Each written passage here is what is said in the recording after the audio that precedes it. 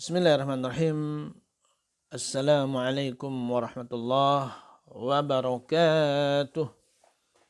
Alhamdulillah.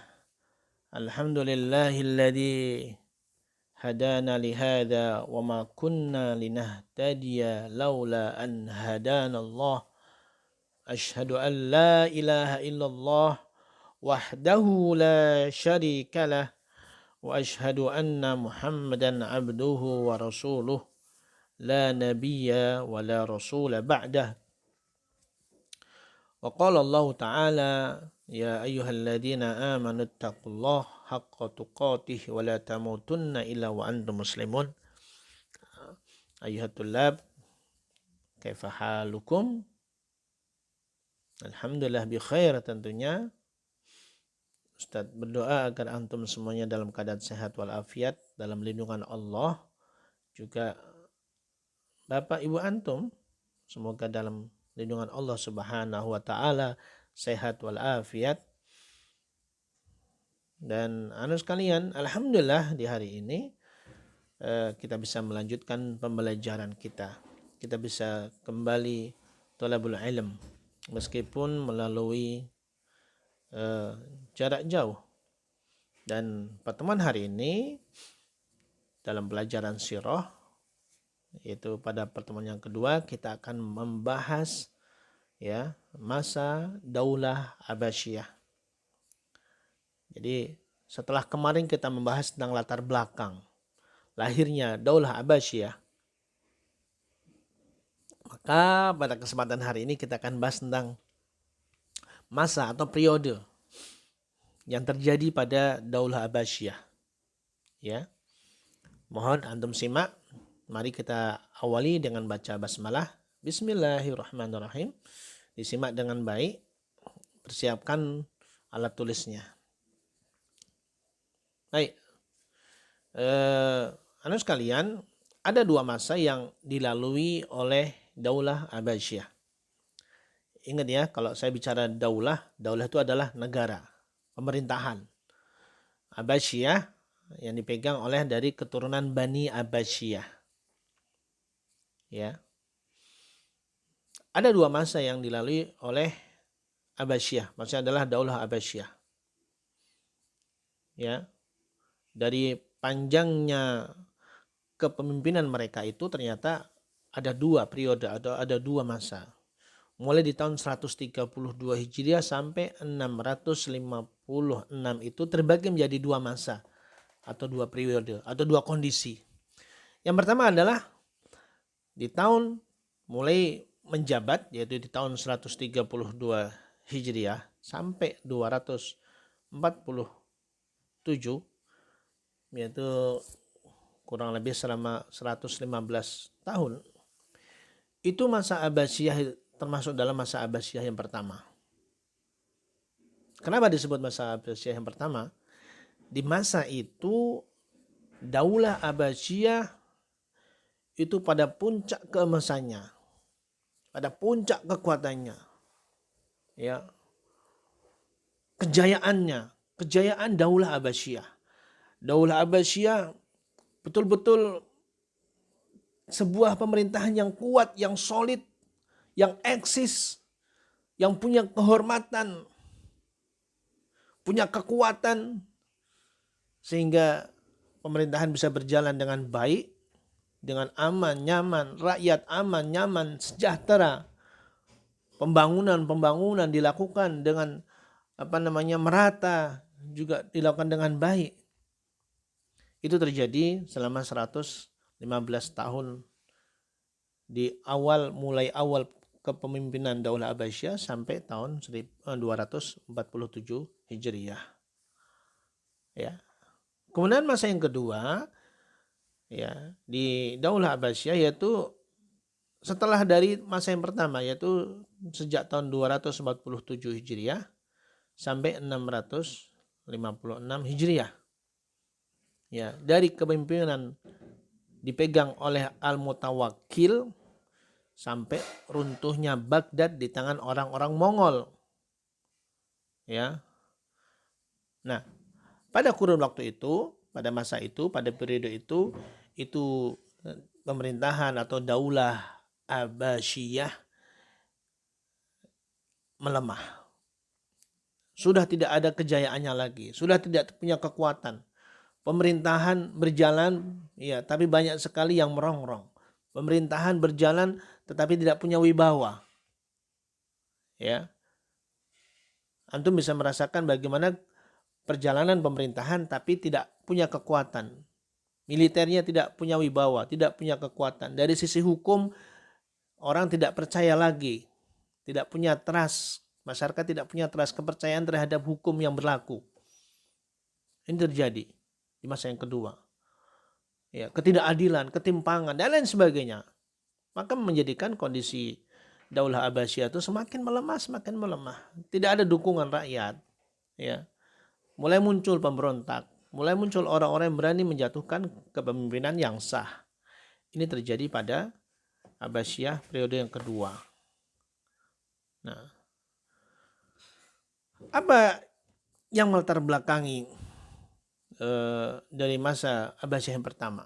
Karena masa Abbasiyah yang pertama itu 132 Hijriah sampai 247 Hijriah itu tentunya banyak kelebihan.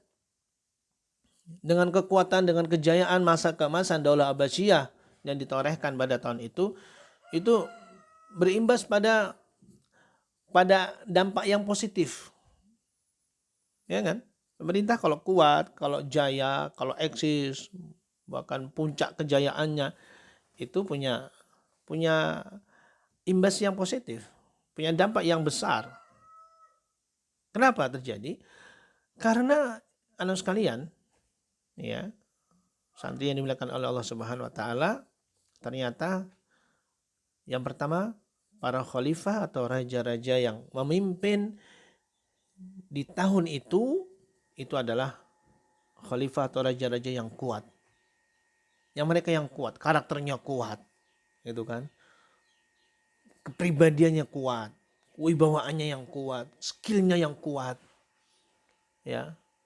Karena tidak sama pemimpin yang kuat dengan pemimpin yang lemah, yang punya wibawa dengan yang tidak punya wibawa. Kemudian yang kedua, perhatian terhadap jihad. Ya. Jadi jihad itu betul-betul diperhatikan, bukan sekedar mengalir begitu saja, tidak.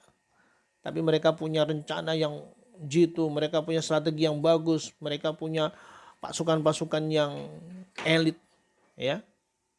Ini menjadi perhatian. Kalau diperhatikan berarti ada anggaran yang disubsidi yang cukup tentunya, peralatan yang cukup, ya, untuk melawan musuh-musuh tentunya. Kemudian yang ketiga adalah berkembangnya kehidupan ilmiah. Nah, ini akan maju suatu bangsa kalau dunia ilmiah itu maju. Negara akan mundur kalau dunia ilmiahnya itu lemah. Karena kemajuan itu diawali dengan ilmu tentunya, maka keilmuan harus berkembang dengan baik sehingga menjadi kuatlah sebuah negara.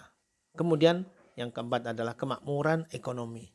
Ekonominya terpenuhi dengan baik, rakyatnya sejahtera. Kemudian yang kelima adalah perlawanan dari sejumlah suku dan kaum zindik. Yang keenam, awal mula munculnya pembagian daulah atau negara Islam yang dan pengaruh fitnah huru-hara dalam negeri. Itu mereka sudah bisa memanage, ya. Ini kira-kira pemimpin ada ditaruh di mana, diletakkan di mana, di wilayah mana, itu mereka sudah mulai memahami pemerintahan yang modern. Karena perluasan negeri semakin luas, ya, makin luas. Namun pada pertemuan hari ini saya hanya membahas 4 tema saja, yaitu yang A, B, C, dan D. Yang E dan F insya Allah akan menyusul pada pertemuan berikutnya.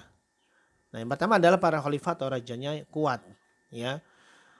Ini adalah karakter pribadi raja, karakter pribadi khalifah. Mereka memang memiliki skill. Mereka memang memiliki bakat kepemimpinan, leadership yang bagus. Juga mereka juga punya kepribadian yang baik. Ya. Selain ketegasan, kemudian bisa menjadikan keteladanan, akhlaknya, ya, pemimpin yang tidak hura-hura, yang tidak glamor. Ini terjadi di masa pertama, ya. Bahkan di Daulah Abbasiyah itu kalau kita hitung ada sekitar 37 khalifah, ya.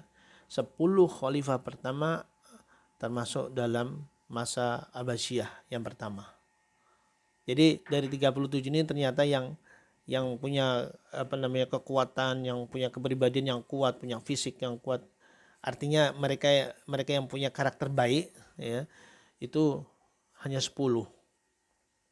Mereka itu adalah yang pertama Abul Abbas Abdullah bin Muhammad, kemudian Abu Ja'far Al-Mansur, Al-Mahdi, Al-Hadi, Al-Rashid, Al-Amin, Al-Ma'mun, Al-Mu'tasim, Al-Wathiq, dan Al-Mutawakkil. Ini termasuk dijelaskan oleh ahli sejarah dalam beberapa buku, ya, termasuk buku yang kita bahas yaitu buku tentang Daulah Umayyah. Ini buku ditulis oleh Jami'ah Imam Ibnu Saud Riyadh, ya. Jami'ah Al-Imam Ibnu Saud Riyadh. Juga ditulis dalam bukunya Profesor Dr. Abdul Syafi Muhammad Abdul Latif, ya, yang memberikan gambaran bahwa 10 pemimpin inilah yang punya karakter yang kuat di dalam kepemimpinannya, kepribadiannya, dan sebagainya. Ya.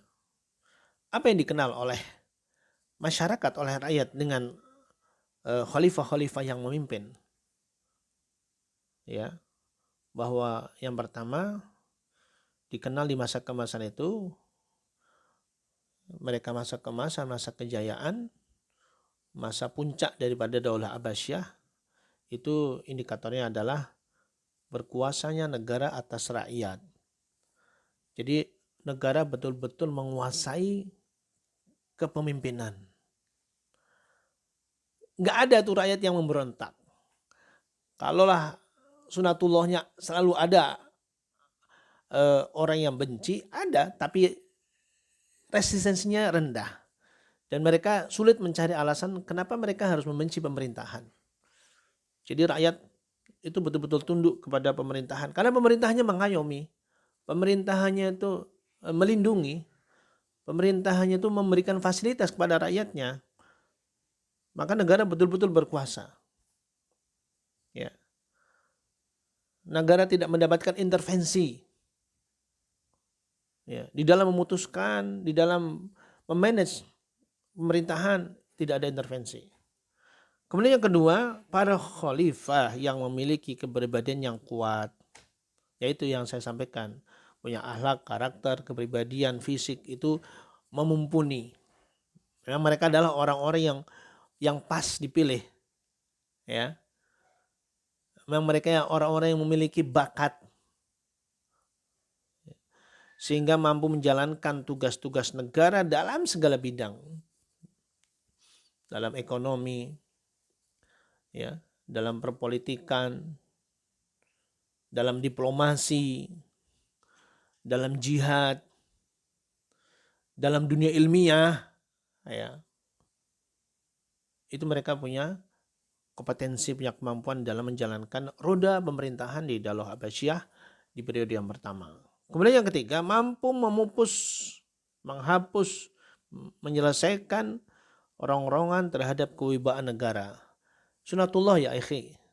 Sunatullah ya akhi. Pasti akan selalu ada saja orang yang tidak suka, ya. Jadi jangan pernah kita berharap orang semuanya suka sama kita semuanya, orang pro sama kita semuanya. Tidak. Sunatullahnya hidup itu berpasang-pasangan. Maka sama, ya, di 10, ya, khalifah ini ada orang-orang yang melakukan rongrongan, melakukan intimidasi, tapi semua bisa diselesaikan dengan baik, sehingga tidak menjadi kekuatan yang besar, ya. Provokator-provokator yang kelas-kelas ringan diselesaikan, ya, dengan caranya tentunya. Ada yang cara dengan negosiasi, ya, kalau sudah tidak bisa dinego maka ditumpas. Kemudian yang keempat, menegakkan keadilan. Ini yang penting.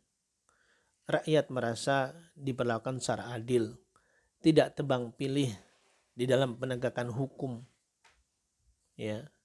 di dalam membagi kemakmuran, ya. Dan pemerintah itu selalu punya niat dan ikhtiar untuk memperbaiki nasib rakyat. Bagaimana rakyat masyarakat itu hidupnya semakin aman, semakin sejahtera. Ya. Segala urusannya diselesaikan, dipenuhinya dengan baik. Pemerintah memperhatikan kebutuhan-kebutuhan rakyat, apa yang dibutuhkan rakyat saat ini. Ya, bisa menstabilkan harga perekonomian. Ini dilakukan oleh mereka. Maka perekonomian mengalami puncak yang sangat bagus. Menegakkan keadilan di tengah-tengah mereka. Siapapun yang melakukan kesalahan ditindak, dilakukan proses, dan itu dilakukan secara adil. Ya.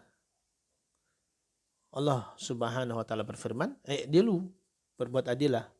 Fa innahu aqrabu litaqwa, karena sesungguhnya keadilan itu lebih mendekatkan kalian kepada takwa. Taib. Yang kedua adalah perhatian terhadap jihad. Ini juga jihad itu bukan sekedar menjadi program mereka kemudian hanya dilakukan oleh komando, dilakukan oleh panglima, tidak. Tetapi ternyata sekalian tidak sedikit ya, atau bahkan mayoritas mereka itu turun dalam peperangan-peperangan. Meskipun tidak setiap peperangan mereka turun, tapi mereka sering turun. Ya. Antum bisa lihat khalifah yang langsung memimpin jihad. Mereka terjun ke medan jihad langsung. Ya, memimpin pasukan. Ketika memerangi Romawi, mereka juga turun langsung. Ketika merebut negeri-negeri kecil, ya, mereka juga turun langsung. Menyelesaikan provokator-provokator yang melakukan huru-hara, mereka turun langsung. Bahkan ada beberapa khalifah yang meninggal dalam perjalanan jihad, seperti Ar-Rasyid, Al-Mahdi, dan Al-Ma'mun. Ini contoh yang sangat luar biasa. Ya, banyaknya pemimpin hanya sekedar menyuruh, tidak. Tapi mereka juga bagaimana melihat Rasulullah SAW. Rasulullah SAW itu, anak sekalian, turun langsung dalam jihad sebanyak 27 kali. Tentunya adalah dengan jihad perlawanan yang besar.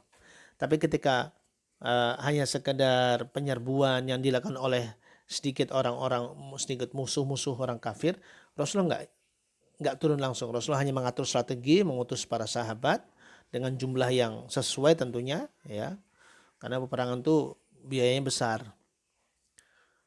Diutus para sahabat. Tapi Rasulullah tidak diam. Rasulullah mengatur strategi. Rasulullah mengutus. Rasulullah memberikan senjata. Nah, yang disebut dengan syariah. Dan syariah itu terjadi sebanyak 47 kali. Kemudian sekalian, perhatian terhadap jihad Daulah Abbasiyah itu bisa dilihat bahwa contohnya Abdullah bin Ali yang mampu mengakhiri Daulah Umayyah. Daulah Umayyah itu ketika diselesaikan itu di masa Marwan bin Muhammad. Itu karena apa? Karena semangat jihad mereka. Mereka semangat jihadnya tinggi. Ya. Kemudian dilanjutkan jihad melawan Romawi. Karena waktu itu Romawi menjadi kekuatan yang sangat kokoh. Kemudian juga diperlihatkan oleh Abu Ja'far Al-Mansur yang betul-betul memperhatikan jihad ketika pemerintahan beliau Abu Ja'far Al-Mansur. Abu Ja'far Al-Mansur sudah merancang pasukan perang di musim panas dan di musim dingin. Masya Allah. Jadi pasukan khusus di musim panas dipimpin oleh siapa? Strateginya seperti apa, perlawanan seperti apa, menyerangnya bagaimana, itu sudah punya spesifikasi khusus. Ketika di musim panas bagaimana, senjatanya apa, pakaiannya seperti apa. Jadi sudah punya planning yang sangat bagus, ya. Dan juga mereka punya benteng khusus untuk menjaga pemerintahan. Mereka juga selalu memperkuat, diperkuat terus pasukan perangnya. Ya. Punya anggaran-anggaran untuk membiayai dalam rangka memperkuat pasukan, baik dari senjata, pasukannya, kemudian kuda-kuda, dan lain sebagainya. Apa dampak atau hasilnya? Maka yang terjadi adalah keberhasilan menjaga kesatuan negara Islam di bawah kepemimpinan di Baghdad, ya, yang kemudian kepemimpinan itu dipindah di Samara. Yang kedua, ketinggian dan kejayaan Islam terus terjaga di hadapan musuh. Ya. Jadi kejayaan, kewibawaan Islam terjaga. Maka orang-orang yang negara itu sudah ditaklukkan, ada dua pilihan, mereka masuk Islam, atau yang kedua mereka tidak Islam tidak apa-apa asalkan membayar jizyah, membayar upeti, bayar pajak kepada apa? Kepada pemerintahan yang sah. Kenapa? Karena mereka mendapat fasilitas. Nah, orang-orang kafir yang tidak mau memeluk Islam, mereka membayar jizyah dengan tangannya sendiri. Ini menggambarkan kehinaan. Dan itu terjadi. Ya. Jadi mereka yang dilindungi oleh pemerintahan Islam, mereka diberikan fasilitas, mereka tidak diperangi, maka cukup mereka membayar jizyah. Dan itu jizyah itu dibayar oleh mereka langsung kepada pemerintahan yang sah. Kemudian yang ketiga, sekalian, perluasan wilayah baru negara Islam itu semakin luas, ya, hingga sampai ke seberang Sungai Jihun, ya, maupun wilayah yang lainnya. Makanya nanti Daulah Habasyah ketika memimpin wilayah negara yang ditaklukkan, mereka memeluk Islam, ya, atau ketika tidak Islam mereka tunduk dengan aturan negara Islam, yaitu ketika dia tidak mau memeluk Islam maka berjizyah, itu semakin luas perluasannya. Kemudian yang ketiga sekalian, berkembangnya kehidupan ilmiah. Ini materi ini bab ini nanti akan kita bahas secara spesifik di satu bab. Setidaknya ini kita bisa belajar bahwa di 10 tahun pertama kepemimpinan itu 132 sampai 247 itu semaraknya dunia ilmiah. Ya. Jadi dunia ilmiah itu menjadi semarak. Orang belajar itu menjadi hal yang tren. Tidak belajar nggak keren. Jadi semaraknya adalah ilmu dan ilmu. Orang semangat untuk ilmu. Ya. Ini bisa dilihat bahwa di 115 tahun yang pertama itu menjadi titik awal bangkitnya dunia ilmu dan pembukuan.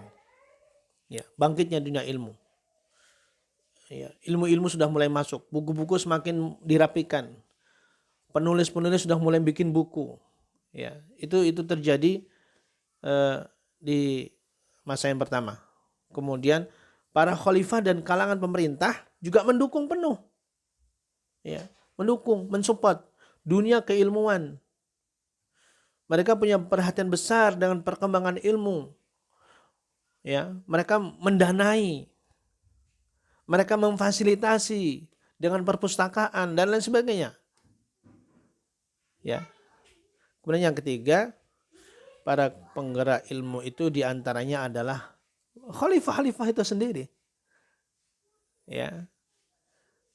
Khalifah Al-Mansur, Khalifah Al-Mahdi, Khalifah Ar-Rashid, Al-Ma'mun maupun yang lainnya, itu mereka melakukan tindakan real, ya, memfasilitasi dunia keilmuan. Karena anak sekalian, mustahil negara akan maju kalau keilmuannya mundur. Majunya negara ditandai dengan majunya dunia keilmuan negara tersebut. Kemudian yang keempat, kemakmuran ekonomi. Ini penting sekali. Karena kadang rakyat itu mengukur sebuah kemajuan, sebuah kenyamanan dengan ekonomi. Ya, di saat itu ekonomi mereka sangat kuat. Al-Mansur perhatian kepada pemasukan kas negara. Ya, kas negara itu harus berjalan sesuai dengan anggaran. Itu diawasi langsung oleh Al-Mansur saat beliau memimpin. Pembukuan yang bagus, administrasi yang sudah tertata dengan baik. Ya. kemudian manfaat itu kembali kepada negara dan umat. Kalaulah negara punya aset, ya aset itu menghasilkan, asetnya baliknya ke umat, balik ke negara, tidak dikorupsi, ya. Juga mereka para pemimpinnya tidak berlebih-lebihan dalam gaya hidup, tidak sombong. Mereka tetap hidup dalam kondisi yang secukupnya. Kemudian mewariskan tingkat kemapanan dari khalifah yang pertama, yang kedua, dan ketiga, selalu yang diwariskan adalah kemapanan. Negara semakin baik dalam ekonomi. Ya, ketika Al-Mahdi memimpin, ia melanjutkan apa yang dilakukan oleh ayahnya. Ayahnya mewariskan konsep yang bagus, administrasi yang rapi, ya, memperhatikan aset-aset negara, aset-aset yang menghasilkan, hasilnya juga dikelola, ya. Mereka juga konsentrasi terhadap dunia pertanian, dunia perdagangan, dan industri. Jadi sudah mulai berkembang dengan baik, dimanage dengan baik, ya. Kemudian mereka juga menyempurnakan pembangunan dari tahun ke tahun, pembangunan berbagai kota, aliran-aliran sungai juga ditata dengan rapi, sehingga dengan itu pertanian semakin baik, ya kan? Kemudian parit-parit sawah yang mengaliri juga diatur, perairan, ya, perairan, sehingga pertanian itu semua dilintasi air, tidak ada kekurangan air, ya. Juga membuat jalan-jalan, perbaikan tanah dan lain sebagainya, itu selalu disempurnakan, ya, selalu disempurnakan. Kemudian di masa Ar-Rasyid ini yang lebih spesifik, itu pemasukan negara itu dari hasil bumi, itu pemasukan mereka sudah sampai kepada 42 juta dinar. Ini saya menulis kalau 1 dinarnya 4 juta, ya, 4 juta saja. Itu angkanya seperti itu. Nggak tahu gimana cara bacanya tuh. 168, ya. Nolnya ada 12. Masya Allah. Itu coba gambaran pemasukan mereka ketika memanage negara dengan baik. Kemudian yang terakhir adalah karya ilmiah, kitab ekonomi. Nah ini dia. Karena ekonomi yang bagus, maka para ulama menulis panduan secara syar'i di dalam dunia ekonomi tentunya. Maka Daulah Abbasiyah yang berjalan di atas Al-Quran dan As-Sunnah itu tentunya bagaimana mengawal ini atas Al-Quran dan Sunnah. Lahirlah karya para ulama di zaman itu, kitab Al-Kharraj karya Abu Yusuf, kitab Al-Amwal karya Abu Ubaid, maupun yang lainnya.